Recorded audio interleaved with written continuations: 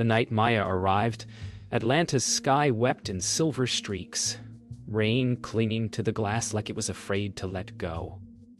Her car hummed up the winding drive to a mansion that looked less like a home and more like a secret. Inside, warm light flickered against marble floors, reflecting silence, the kind of silence that spoke of grief and money. She'd been told she was here to care for a quiet little girl, nothing more. But as she stepped through the grand doors, a deeper chill followed her, something unspoken that lived in the air.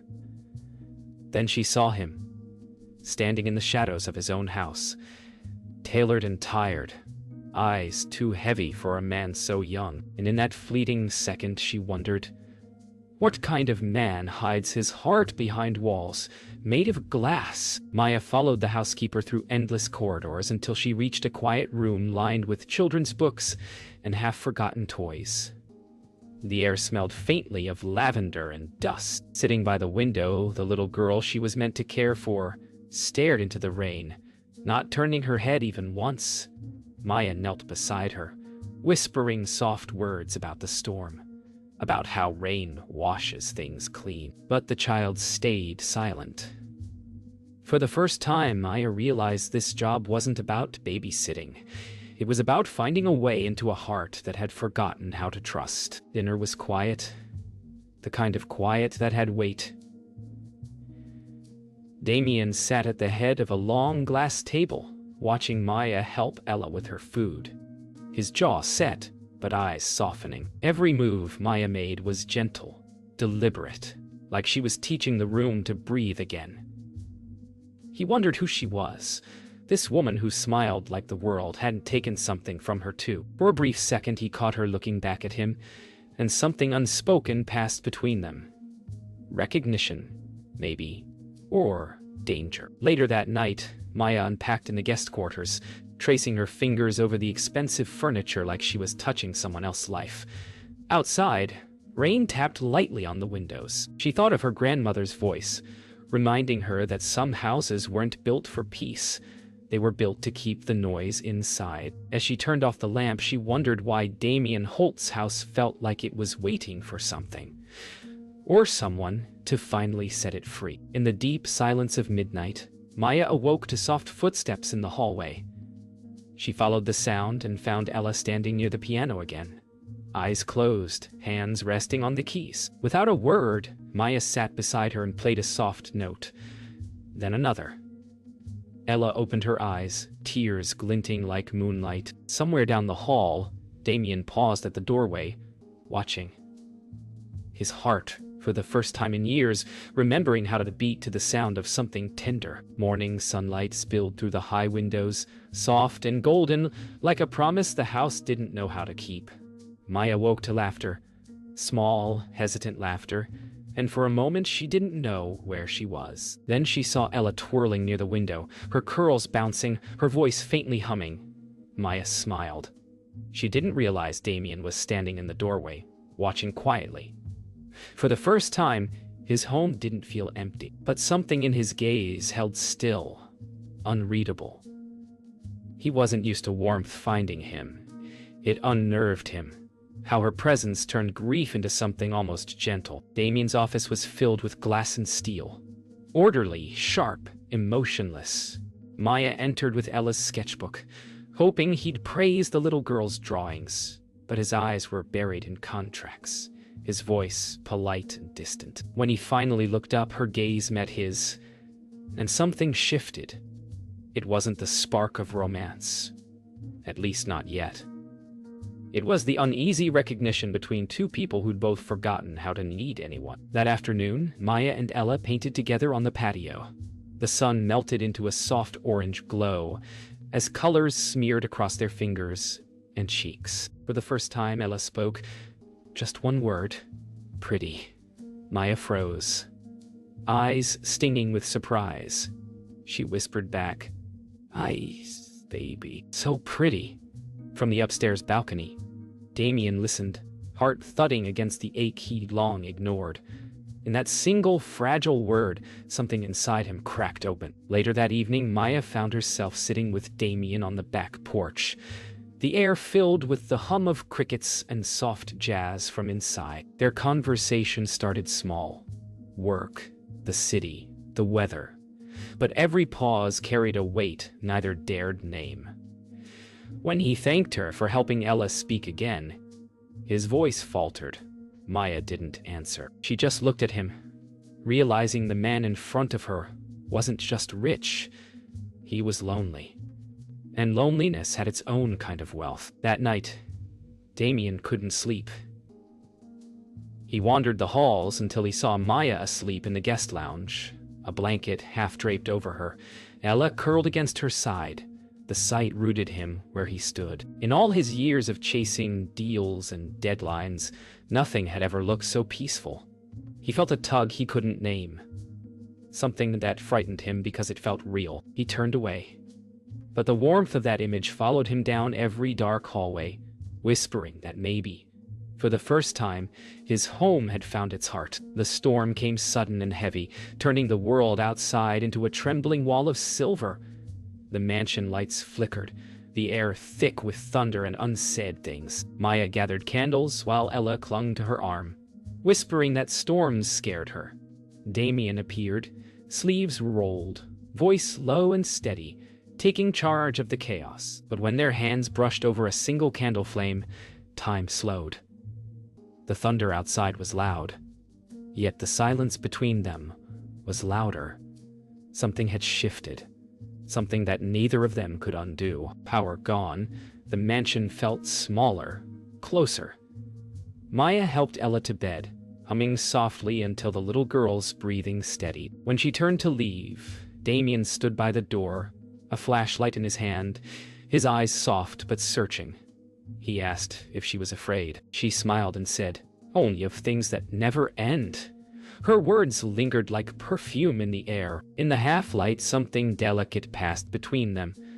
Not quite a touch, not yet love, but something dangerous enough to make them both still. Later, in the kitchen, rain still drummed against the windows as Maya poured tea, steam curling upward like secrets.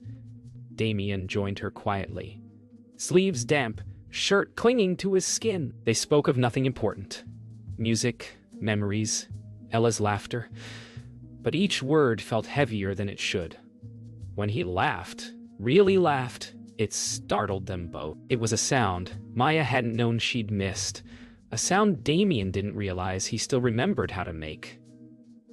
The storm outside had finally softened, but the one inside had just begun. When the storm finally broke, the night turned clear and silver. Damien led Maya to the balcony overlooking the wet gardens, the air fresh with petrichor. They stood side by side, silence stretching like fragile glass between them. He told her about his late wife, the accident, the ache that never left. Maya listened, tears in her eyes, her hand hovering near his but not touching. "Grief doesn't leave," she whispered. "It just changes shape." And for a heartbeat, he wished her kindness could rewrite his past. Hours later, the mansion slept, but Maya couldn't. She wandered to the piano room, touching the keys softly, the faint melody echoing like a dream. Damien appeared again, drawn by the sound. He didn't speak. He just stood behind her, watching her fingers move. Then, slowly, he joined her, pressing a note beside hers. Their hands brushed, breath mingling in the quiet. Neither moved away. For a single, fragile second, the house felt alive again, like music had found its way back into its bones. By morning, whispers had started. The staff spoke softly, their eyes shifting when Maya walked by. Damien had canceled meetings 2 days in a row, and his partner, Victor, had noticed. When Victor arrived unannounced, Maya felt the tension like static in the air. Over lunch, Victor's questions came lined with politeness, but sharpened by suspicion. Who she was, where she came from, why Damien seemed so distracted. She smiled through it, but her hands trembled beneath the table. She wasn't used to being treated like she didn't belong. She reminded herself she was here for Ella, not for him. But deep down, she wasn't sure that was still true. After Victor left, The air between Maya and Damien thickened with unspoken words. He apologized, saying Victor could be harsh, but Maya just nodded, her eyes distant. She'd seen this before. How money made kindness look suspicious. Later, as she packed Ella's toys, she wondered if maybe she was the one who'd crossed a line. When Damien appeared at the door, voice soft and uncertain, she turned before he could finish his thought. "You don't owe me an explanation," she said. But her voice shook like she wanted him to. That night, Maya visited her grandmother's house for dinner, needing air that smelled like something real. Lorraine stirred gumbo, listening quietly as Maya spoke of the mansion, the girl, the father she didn't mean to care for. Her grandmother's eyes glimmered with wisdom. "Kindness has a way of making people remember they're still human," she said. "But don't you forget, you can't heal a man who won't meet you halfway." Maya looked down at her hands, the scent of simmering garlic filling the silence. She knew what her heart wanted, but love had never been a simple thing. When Maya returned to the mansion, the mood had changed. Damien was colder. His words clipped, his distance deliberate. She told herself she didn't care, but every silence between them burned. The next morning, she overheard him on the phone, talking about professionalism, appearances, the need for space. Her chest tightened. She wanted to leave, but Ella's laughter stopped her at the door. The child ran into her arms, whispering, "Don't go!" Maya held her close, realizing she wasn't just breaking her own heart. She'd become part of someone else healing too. That night, Maya stood outside the mansion, suitcase in hand. The wind brushed through her curls as she looked up at the glowing windows. She'd promised herself she wouldn't cry, but the tears came anyway, quiet, honest, unstoppable. Behind the glass, Damien watched from his study, guilt heavy on his face. He wanted to run after her, but pride and fear kept him still. As the car pulled away, he whispered to no one. She made this place feel alive. But the house stayed silent, just like before. Days passed like ghosts. The mansion, once full of quiet warmth, turned cold again. Damien buried himself in meetings, long hours, and half-empty glasses of bourbon. Yet, every time he saw Ella's small shoes by the door, or the piano light flicker, he felt her absence like a bruise. Maya, meanwhile, returned to her old life. A small classroom filled with crayons and chatter. But even there, the silence of missing something sacred followed her. She told herself she'd been foolish, but love doesn't leave just because pride tells it to. One afternoon, Maya stopped by her grandmother's house again. Lorraine poured sweet tea, watching her granddaughter try to smile through heartbreak. "You can't pour from an empty cup," she said softly. Maya sighed, admitting she missed not just Damien but Ella, the laughter, the way the little girl's voice had begun to bloom. "Then maybe love wasn't the mistake," Lorraine said, setting her hand over Maya's. "Maybe walking away was." Outside, the sky rumbled low, like the world agreed. At the Holt mansion, Victor noticed Damien's distance. During a late-night business meeting, he pushed, saying, "You've lost focus." Damien leaned back, weary, his voice low. "Maybe I lost something more important." Victor laughed it off, but Damien didn't.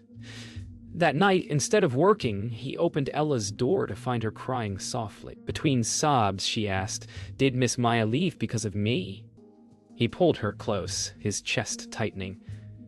In that moment, he knew exactly what he had to do. Meanwhile, Maya walked through downtown Atlanta after work, the air cool and heavy with early evening mist. She paused by a shop window filled with children's books, one of which she'd once read to Ella. Her reflection in the glass looked like someone waiting for something she didn't believe in anymore. A car horn snapped her back, and she smiled faintly at her own foolishness. But love, real love, has a way of finding those who stop looking for it. Somewhere, she felt that pull again, like a whisper she couldn't name. That night, Damien sat in his study surrounded by silence and half-written emails. His chest felt heavy with all the words he'd never said. Finally, he He picked up the phone and called Maya. When her soft hello filled the line, he couldn't speak at first. "Ella misses you," he managed, voice rough with regret. She exhaled slowly. "I miss her too." There was a long pause before he whispered, "And I miss you." Neither spoke after that. The silence said everything. They weren't done. Not yet. A week passed before Maya heard the news. Ella had fallen sick. The call came from the housekeeper, voice trembling, asking if she could come. Without thinking, Maya dropped everything. The drive to the mansion blurred beneath the rain, her heart pounding harder with each turn. When she arrived, the air inside was different. Cold, worried, fragile. Damien met her at the stairs, his eyes dark with exhaustion. "She's been asking for you," he said softly. And in that moment, Maya knew she wasn't there for a job anymore. She was there because love had already chosen her. Ella's room smelled faintly of medicine and rain. The little girl lay curled under white sheets, cheeks flushed, eyes heavy but searching. When she saw Maya, a small smile broke through the fever. Maya sat by her side, stroking her curls, whispering that she'd stay until she felt better. Damien stood behind them, silent, watching the way Maya's touch seemed to bring peace where none had been. The moment was simple, yet sacred, the kind that healed without words. That night, after Ella finally fell asleep, Maya stepped into the hallway and found Damien waiting. His face was raw, stripped of the armor he always wore. "I thought I could do this alone," he said, voice barely above a whisper. "But I can't." Maya didn't answer right away. She just looked at him, eyes full of the same quiet truth. "Love isn't weakness," she said gently. "It's the only thing that keeps us from breaking." For the first time, he didn't look away. As dawn approached, they sat in the kitchen drinking coffee in silence. Outside, the storm had passed, leaving the world washed and still. Damien spoke about his late wife, the guilt, the fear of letting someone in again. Maya listened, tears glistening but unfallen. "She would have wanted you to live," she said softly, "and so would Ella." He reached across the table, his hand brushing hers. For once, he didn't pull away. The space between grief and hope finally began to fade. Later that morning, Maya stood by the window in Ella's room, sunlight spilling across her face. Ella was already sitting up, smiling weakly but bright-eyed. Damien entered quietly, his gaze softening at the sight of them. "You brought her back," he said. Maya shook her head. "She just needed love." He took a deep breath, stepping closer.